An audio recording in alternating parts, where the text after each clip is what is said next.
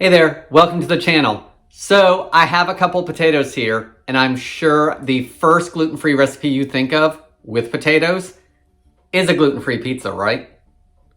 Okay, maybe not, but today we are going to make a gluten-free pizza dough with these potatoes. We're also going to add a couple other gluten-free flours to bring it all together. I'm Jamie with SavorySaver. I share gluten-free recipes, tips, tricks, and resources to make your gluten-free lifestyle easier. So please consider hitting subscribe, and let's get started. Okay, so this gluten-free pizza dough recipe actually comes right from foodnetwork.com. So I will link below to that recipe for specific instructions, as well as the ingredients that you might need to find. I'll link to those online, but the ingredients will be listed in the description. I also printed out the tips and reviews that people left on that recipe because there's some really good information in here. And the oldest review actually goes back to 2014. So the recipe's been on the site for a long time. And I printed out what I thought would be most helpful. I did a little bit of highlighting, so I am going to go over some of that stuff as I do it because we can all use any help we can get. A few things just to go over real quickly. The recipe does say you're going to need a potato ricer. We have one, and honestly, I don't want to wash it. So one of the tips down in all those reviews is that lots of people don't have potato ricers, and they were just mashing them. So we're going to go that route. A few of them said food processor, but again, I don't want to take time to dig that out and wash it. So we're going to go the old potato masher route. Let's go into this recipe. Again, tips from what I'm reading and what I'm seeing will be throughout the video. We'll also do a thing at the end where I kind of go over stuff that I liked and didn't like. As far as I know, I'm going to do that because I've not made this recipe. And I really like the recipe for my gluten-free pizza dough with Caputo gluten-free flour.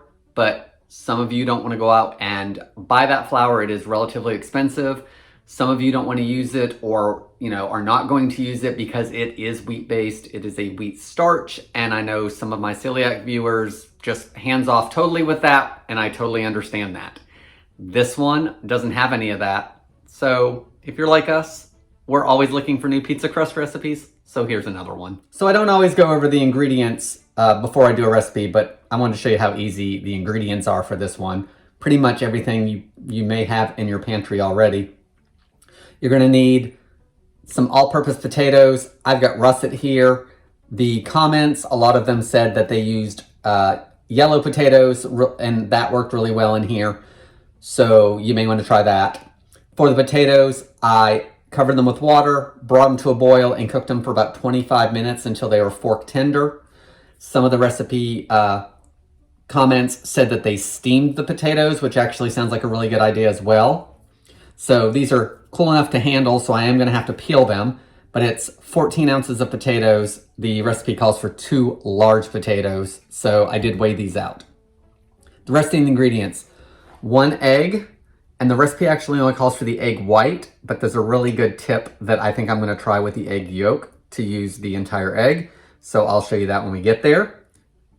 Recipe calls for active yeast, dry yeast. I'm actually going to use instant yeast. It's what I have. I think that'll swap out perfectly. No issues with that. You're going to need 1 cup of white rice flour and half a cup of tapioca starch. These are both Bob's Red Mill brand, if the brand matters to you. One of the comments said they didn't have tapioca flour, but they used potato starch, and that worked fine too. So just another tip there. You need some salt, of course, some extra virgin olive oil. I'm going to put some water in here to activate our yeast, and honey or agave syrup. And the recipe says 2 teaspoons. Some of the comments said they cut that back a little bit and only did a teaspoon. This actually makes 2 medium-sized pizzas, so I may do either the 2 teaspoons or a teaspoon and a half. We'll see what happens when I start mixing it. I am using the stand mixer for this, but overall, I mean, it looks like a simple recipe. just a couple steps you have to take. So let's get this dough mixed up because obviously it's gonna need some rise time. Okay, so I've got a small bowl here with 1/3 cup of water. And to that, I wanna add my yeast. This is 1 packet of instant yeast, or 2 1/4 teaspoons if you have it by the jar. I'm gonna add my honey, and there's 1 teaspoon. And let's just put maybe 1/2 teaspoon more in. Well, I think that's closer to the 2nd teaspoon. Not quite. Give everything a stir. Okay, so 1/3 cup of water warmed up to about 110 degrees Fahrenheit. 2 1/4 teaspoons of yeast, 1 to 2 teaspoons of honey or agave syrup.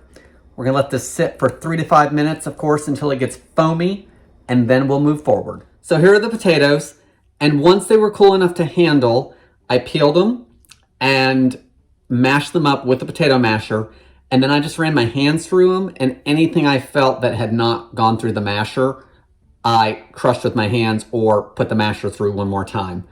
So it's not as fine as using a ricer, which of course would produce a lighter texture of potato. But with everything being mixed up, I'm gonna try it anyway because a lot of the reviews said that it worked.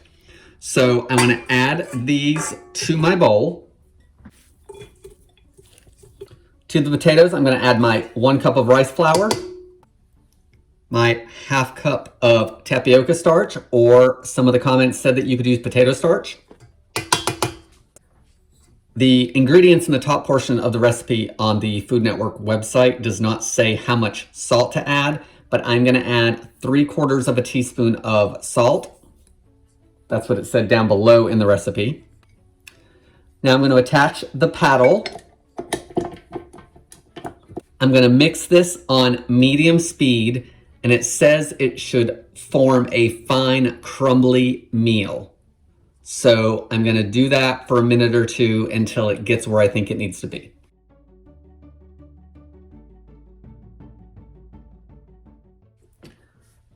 Okay, so if you saw that, when I initially turned it on, it was too fast, and of course I had a cloud of tapioca starch and rice flour. So start off slow. This is pretty mealy to me. You can see where the flours have kind of clumped up a little bit. There are some bigger pieces. This is potato that is not totally mashed, where if you use the ricer, you should actually have a finer meal because that's gonna push everything through and give you a finer texture. Overall, I think it's good. I'm gonna rub my hands through it just a little bit like I would if this was butter and kind of break up those potatoes just a little bit more. Because in the end, I honestly don't think it's gonna matter. And if it does, it does. All right, I think we're good. I'm gonna put this back down, turn it on to low just for a minute to break anything up that I missed, and then we're gonna add the next ingredients. Next, I wanna add my egg white, and at this point, you can put your egg yolk in the fridge because you won't need it till later if you're gonna do that step. I also am gonna add 1 tablespoon of extra virgin olive oil. So I'm gonna add that in as well. My tablespoon of olive oil goes in. And then my yeast mixture is off camera and it is super foamy. So I guess it's active. So I'm gonna slowly drizzle that in as well. So I'm gonna turn it back onto medium. I'm gonna slowly drizzle in this yeast along with this other stuff that's already in here. Once it comes together, it says the dough will be slightly tacky. So let's see if we can get to that point.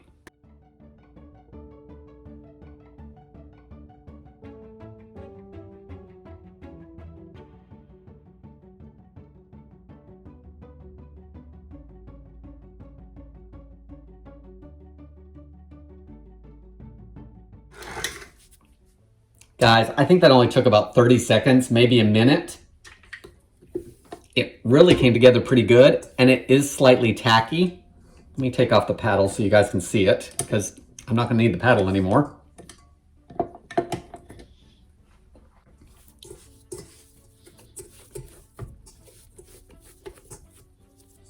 So here's the dough. It is slightly tacky, but it's not sticking to my hands. It kind of looks like mashed potatoes, to be honest, but I hope the rest of the recipe goes as great as the first part of the recipe did. I'm gonna scrape the little bit of dough up off the bottom.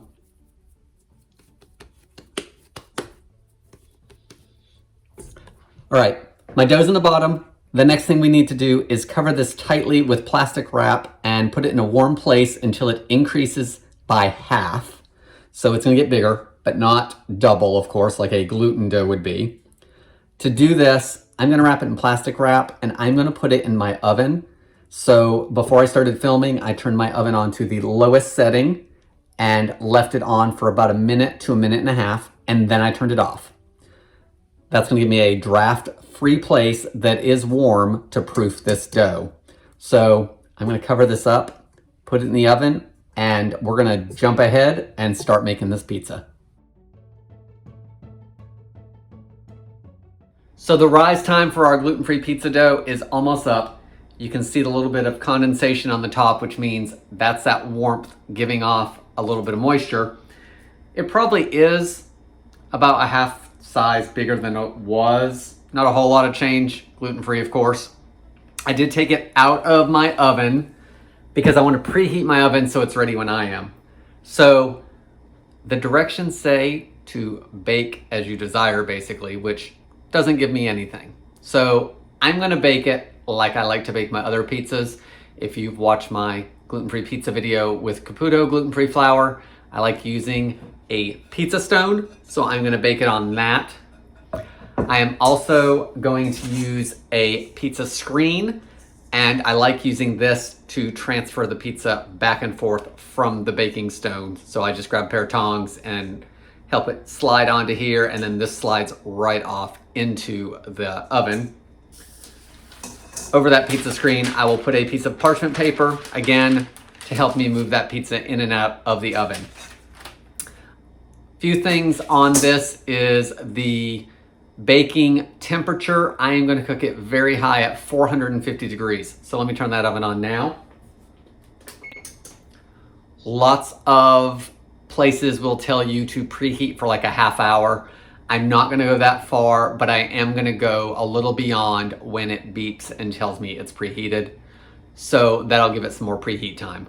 Having this in there, it's going to help hold that heat. This is going to help make a great crust. So I'm preheating this along with the oven preheating. I've got to get out some toppings for our pizza and a couple more things together. So I'm going to do that, and then we're going to start making this pizza. So my oven went off a couple minutes ago that it is ready to bake this pizza off. So let's look at the dough. There's our dough. It actually feels like dough other than it's not springing back like a gluten dough would. But I think it's risen some. I like the look of it. I like that it doesn't look super wet. So let's take it out and see how it is. It's still warm, which means it's been rising nicely. And it has a really good feel to it. I like that. Food Network says that this will make 2 mediums or 4 small pizzas. So what I'd like to do is cut it in half so I can make my pizza for dinner tonight. And then I am gonna freeze the other half. And I think what I'll do is in a few weeks, I'm gonna thaw it and bake it off. I'm gonna see how it turns out, but I'm gonna film it for you guys. So if you try this recipe, then you might have an idea of how well it's gonna freeze for you. So I'll do a quick video in the coming weeks. So be sure to come back and watch for that. We're gonna work with this dough here, and let's see if you guys can see. It doesn't have a whole lot of air pockets in it, but I can definitely tell that it is lighter inside than it would have been after we first mixed it. It does resemble mashed potatoes. For lack of a better term, it looks like mashed potatoes. I'm okay with that, whatever. As long as it tastes good in the end, I'm good with that. It's not very sticky, but I am gonna take a little bit of gluten-free flour and sprinkle it over the top, just in case. Should make it a little easier to maneuver on there. We're gonna shape it as best we can.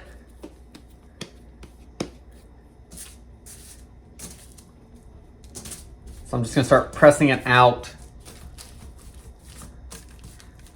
And then we'll see if I can't press it back together and make it more of a round circle and not this broken up part that it looks like. I think it is going to be a fairly thin crust. I think if you wanted a large pizza, then use the entire amount.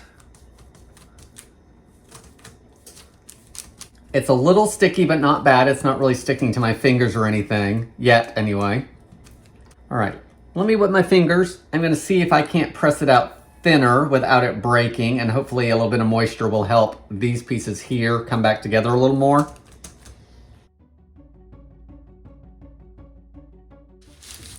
So I've got a pretty good circle here. I did give it a little bit of height on the edges to give my sauce someplace to stay and not run off the edges. This so far has been really easy to work with. The recipe's been easy to follow. I will say, we'll see how the rise is on this once it's in the oven, but it doesn't have as much structure to it here in regards to those bubbles and all that stuff that I get with my other pizza crust recipe. That's okay. In the end, I want it to taste good and I want it to have good texture. So we'll see how it bakes up. At this point, I am gonna par cook it. I find that I like that with the other pizza I do, so I'm gonna do it with this as well. One of the comments on the recipe was to take this egg yolk that you had extra from the recipe and to actually brush it across here because it helped to keep the crust from getting soggy when you put your sauce on. I thought about it while it was rising. I was gonna do it, then I wasn't gonna do it. But I think now, since I'm gonna pre-cook this a little bit and it doesn't feel quite like the normal crust I make, I think I am gonna try that. So let me whisk this up, grab a brush, and I'll just brush a light coating around here. It'll give it some shine that we're gonna cover up anyway, but it will help put a barrier down so when I add that sauce after I par cook it.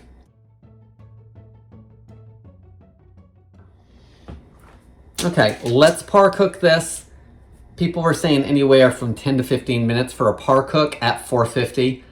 I'm gonna do it 5 to 10 and see what it looks like. Then we'll top it and finish the bake. So let's pop this in the oven and get it started. So here's our pizza crust after 10 minutes. And I like that it bubbled up a little bit in a couple places, showing me that for one, that yeast was active, and two, that's probably that tapioca starch giving it a little bit of stretch. I did the egg yolk wash on the top. I could take it or leave it. I think that the couple places that I was a little light on it, I think it would have baked just fine. So I think I would use the egg wash around the edges at this point if you wanted to put some kind of seasoning on the top. Now it's time to put our toppings on and finish baking it. And hopefully it will brown up some because it really hasn't browned much either. So I've got a little bit of sauce left in this one. Let's see if it's enough to cover. To that, I'm gonna add some of the canned grated Parmesan cheese. My mom always did this when she made pizza at home, so I still do it pretty often if I make pizza, or when I make pizza. We like garlic powder on our pizza, so I'm gonna add some roasted garlic powder because I have some of it on hand. I'm gonna add some Italian seasoning.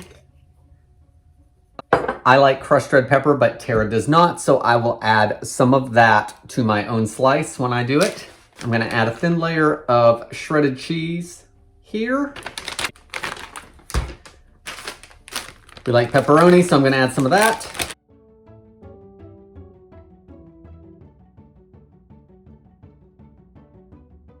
The final topping I'm using is, we really like canned mushrooms on our pizza, and this is a 6.5 ounce can, so it's about 4 ounces of mushrooms, and I am going to use the whole thing, I think. Let's see. Finally, I like to put a little bit more cheese on. That's just to keep everything tied down to that pizza. Back in the oven, I'm going to do another 10 minutes or so, depending on what it looks like, and then we will give this a taste. Okay, so here's a small slice of our gluten-free pizza dough that we made with potatoes. Let's take a look at it. Let's give it a taste and see how it is. So it is not browned on the bottom. Not a big fan of that. Would be nice to see some browning, especially since I did it on the pizza stone. The recipe that I use the most browns up really nicely. The egg wash, I could take it or leave it. That was one of the tips that another person who made this left down in the comment section. And it's okay. Like, I don't think it's gonna hurt it any. I don't think it's really gonna improve it any though either. It did bubble up some when I par-baked the crust. I did like that. Super easy to work with, really liked that. Inexpensive to make, no xanthan gum. So if you have an issue with that or don't even have it, even better, you don't need it for this. So the inside, and I'm gonna see if I can get you guys close enough to see it. It's also not very crisp, which I don't like that either. It's a little gray in there. You can see some pockets of air, which means the yeast was working, but it almost has an uncooked look. It's a little wet looking, which if it tastes good, I think I'll be all right with that. So let's try it and see. Okay, so the taste-wise, it's good. I mean, it doesn't really have a strong flavor of anything. It doesn't taste gluten-free, which is always a winner with me because I am not gluten-free. Tara is. Doesn't taste gluten-free, which Tara likes because it doesn't remind her that she's gluten-free. The texture of the crust is good. It is a little chewy, not like the tapioca starch is too much or anything, but it does have a nice chew to it, more like a pizza crust. It stays together well. It's not breaking up. I like that.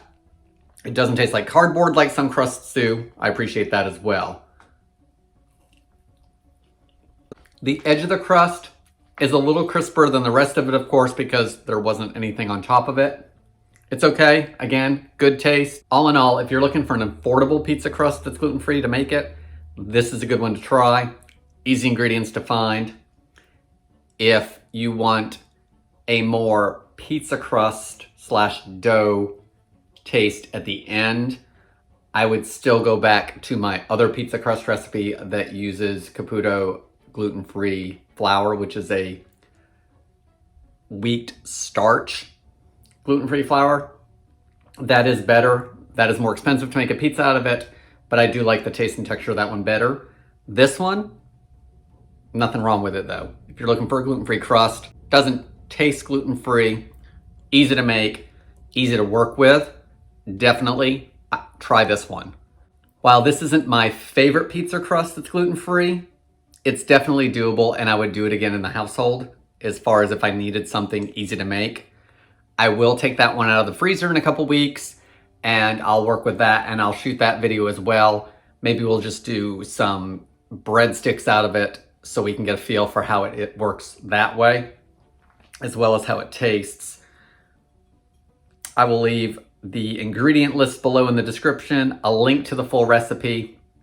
Definitely read through comments when you're looking at recipes because there was some great insight in those comments from people that have already made it and their experience with it. Guys, that's all I have for this video. Thank you so much for watching, for all your comments and all the support you continually give me. It's greatly appreciated. I hope to see you guys on the next video.